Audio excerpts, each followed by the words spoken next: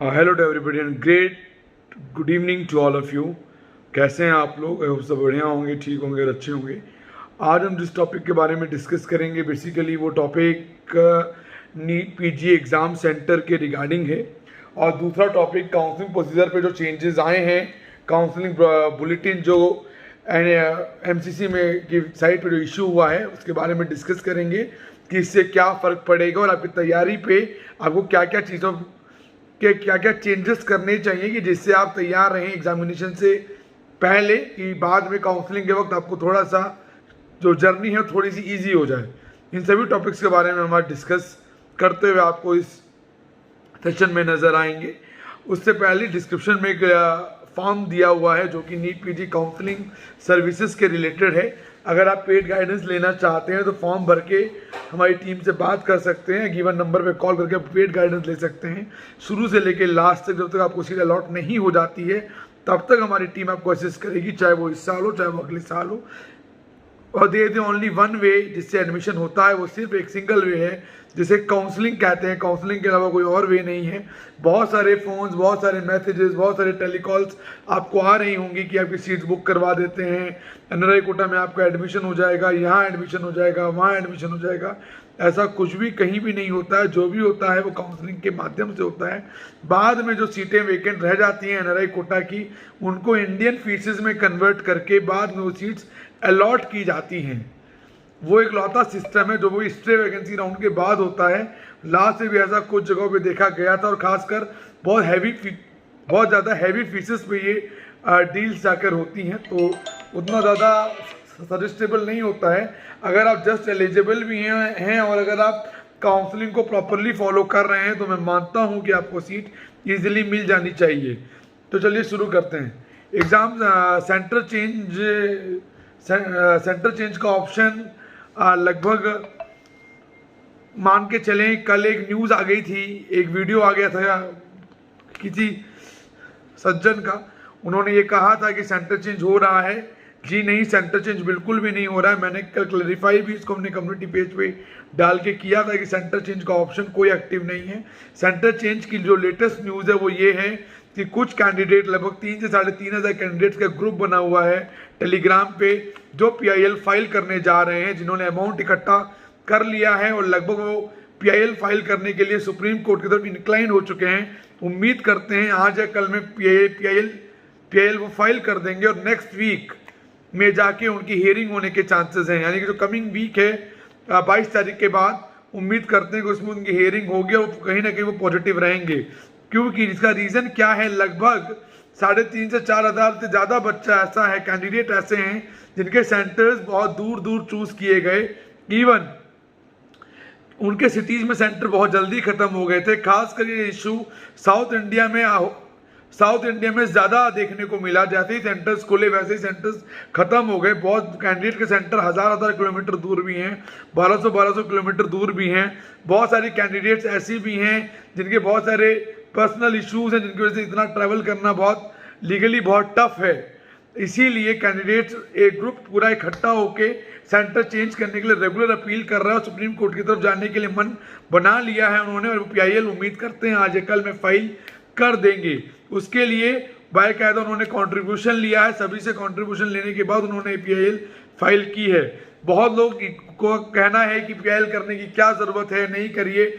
देखिए, जिसको जो भी प्रॉब्लम होती है, नीट पीजी पोस्टपोन हुआ, NICT पोस्टपोन हुआ, अब इसके लिए PIL बच्चों को दिक्कत होती है, उन्हें लगता है कि उन्हें प्रॉब्लम हो रही है, उनका टाइम वेस्ट होगा, ऑलरेडी मेंटल प्रेशर बहुत रहता है एग्जामिनेशन का के दौर पे, बहुत सारी चीज़ों का फ़र्क रहता है। तो उस टाइम ऐसा डिसीजन उन्होंने लिया है, तो उन्होंने अपने अकॉर्डिंग लिया है। उस पर क्रिटिसाइज़ करने वाले हम और आप कोई होते नहीं हैं। मुझे 1-2 पेरेंट्स का भी कॉल आया कि सर आपने अपनी वीडियो में क्यों डिस्कस किया कि सेंटर चेंज का option. Basically centre change basically जो वीडियोज़ हम बनाते हैं या मैं बनाता हूँ वो इन्फॉर्मेशन के लिए, कि जिससे आपको आइडिया रहे, आपको मालूम चलता रहे, टाइम टू टाइम आपको इस बारे में अवेयर रहें कि क्या हो रहा है क्या नहीं हो रहा है। अगर आपको भी सेंटर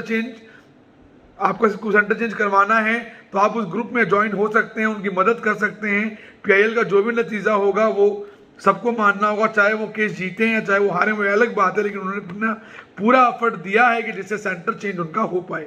और अब बात करते हैं मेन टॉपिक के बारे में नीट पीजी की काउंसलिंग प्रोसीजर पिछले साल से बिल्कुल ही डिफरेंट रहने के चांसेस हैं। जो कैंडिडेट ये सोचते आ रहे थे काउंसलिंग बहुत इजी है, पिछली काउंसलिंग के अकॉर्डिंग काउंसलिंग कर लेंगे, कोई दिक्कत नहीं है, उनको इसमें प्रॉब्लम फेस होती हुई नजर आएगी। क्योंकि पहले क्या होता था, पहले एमसीसी की जो काउंसलिंग होती थी वो राउंड 1, राउंड 2, राउंड 3 होती थी, जिसमें ऑल इंडिया 50% के कॉलेजेस और सेंट्रल इंस्टीट्यूट्स पार्ट लेते थे। लेकिन इस बार डीएनबी भी पार्ट लेगा। डीएनबी के पार्ट ले जाने से प्राइवेट कॉलेजेस के जो कट ऑफ है उन पर फर्क पड़ता हुआ नजर आएगा, क्योंकि अब आपको डिसीजन हैंड टू हैंड लेना होगा और जो ऑल इंडिया की जो काउंसलिंग होगी वो स्टेट राउंड से पहले होगी। तो आपको डिसाइड पहले कर लेना होगा कि मुझे स्टेट में सीट लेनी है या मुझे डीएनबी राउंड 1 में सीट लेनी है। चलिए, राउंड 1 तो फ्री एग्जिट राउंड होता है कि जो भी सीट अलॉट हो या उसको छोड़ के बाहर जा सकते हैं। लेकिन आप माने या नहीं माने तो बाकी जो राउंड्स होते हैं, जो फर्दर राउंड्स होते हैं, राउंड 2 या राउंड 3 होते हैं, वहां पे आपको सीट लेनी पड़ती है, मौका नहीं मिलता है। पहले क्या होता था कि आपने ऑल इंडिया राउंड 1 किया, फिर स्टेट राउंड किया, फिर डीएनबी राउंड 1 किया, तो आपको 3 मौके मिलते थे देखने के लिए क्या सीट कहाँ मिल रही है, क्या लेनी है, क्या नहीं लेनी है। जिसका मन डीएनबी का नहीं भी होता था उसका मन बाद में डीएनबी का बन जाता था कि चलिए स्टेट में एमडीएमएस नहीं मिल रही है तो मैं डीएनबी ले लूंगा। लेकिन इस बार ऐसा नहीं होगा। इस बार आपको डे 1 पे ही ये मान के चलना है कि मुझे डीएनबी लेनी है या नहीं लेनी है। बेसिकली एग्जाम के तुरंत बाद आपको इन सभी चीज़ों पे होमवर्क करना, इसकी रिसर्च करना कि क्या फीसेस हैं, कि किस कॉलेज का क्या बॉन्ड है, क्या कौन सा कॉलेज किस डिपार्टमेंट के लिए अच्छा है, कहाँ क्या फैसिलिटीज़ हैं या नहीं है, ये सभी चीज़ें आपको एग्ज़ाम के बाद ध्यान देने की ज़रूरत पड़ जाएगी। अदरवाइज आपके लिए दिक्कत बढ़ सकती है, क्योंकि अगर कोई गलत कॉलेज आपने चूज कर लिया डीएनबी में, ना पासिंग रेट नहीं हुआ, हैंड्स ऑन नहीं हुआ, तब आप क्या करेंगे। इन सभी चीज़ों को समझना देखना बहुत ज़्यादा अनिवार्य और ज़रूरी हो जाएगा। इसके लिए मैंने ज़्यादा एक्सपेक्टेड वीडियो में बताया था कि एक वीडियो में बहुत जल्दी अनाउंस करेंगे डीएनबी की एक्सपेक्टेड कट ऑफ के लिए। लेकिन ये कहीं ना कहीं मान के चलें टोटल में से 50% से ऊपर का स्कोर आपका होना चाहिए अगर आप डीएनबी भी लेना चाहते हैं तो। यानी 400 प्लस मार्क्स अगर आपके आते हैं नीट पीजी में तो आप डीएनबी की भी सीट्स क्लिनिकल ब्रांचेस की ले पाएंगे। इवन 370 380 तक भी चल सकता है, कुछ ब्रांचेस का चल पाएंगे। एक बात और मैं क्लैरिफाई कर दूं, डीएनबी डिप्लोमा के बारे में इंफॉर्मेशन बुलेटिन में कुछ भी डिस्कस नहीं किया गया है। इसका मतलब है कि जो डीएनबी डिप्लोमा जो नया लॉन्च हुआ है उसकी काउंसलिंग एनबी ही करता हुआ नजर आएगा। यानी उसकी काउंसलिंग के लिए हमें एक अलग से फॉर्म भरना होगा। एनबी की वेबसाइट पर जैसे में डीएनबी के लिए भरना पड़ता था पहले, जो कैंडिडेट डिप्लोमा लेना चाहेंगे वो एनबी की वेबसाइट पर जाके दोबारा से फॉर्म भर सकते हैं, जो कि एग्जाम के बाद लगभग ऑल इंडिया राउंड 1 के बाद ये काउंसलिंग शुरू होगी। इसके लिए अब एनबी की साइट पे भी रेगुलर अपडेट करके रखिएगा। एमसीसी ऑल इंडिया 50% की काउंसलिंग कंडक्ट कराता है।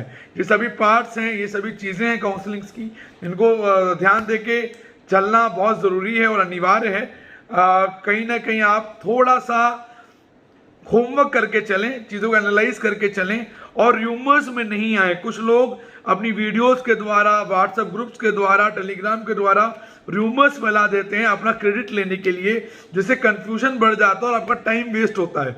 End of the day exam आ रहा है, एग्जाम सिर पे है, टाइम वेस्ट करने का टाइम नहीं है। लेकिन लोग नहीं समझते, अपनी वाहवाही के चक्कर में जबरदस्ती की चीज़ों पर क्लेम करते हैं और उसके बाद उस बात पर टिके भी रहते हैं कि नहीं ऐसा है। लेकिन ऐसे जैसे कल रात हुआ, कम से कम कल मेरे पास कई कॉल और कई मैसेजेस में टेलीग्राम पे, लगभग मोर देन 200 मैसेजेस में टेलीग्राम पे थे कि सर क्या सेंटर चेंज का ऑप्शन खुल गया है। जी नहीं, बिल्कुल नहीं खुला है। इसके बारे में जो बच्चे रेगुलर कोशिश कर रहे हैं, मेहनत कर रहे हैं, जो डिसीजन आएगा बाद में मालूम चलेगा क्या रहा है क्या नहीं रहा। इन चीज़ों पर जरूर ध्यान देने वाली बात, और र्यूमर से बच के रहना है।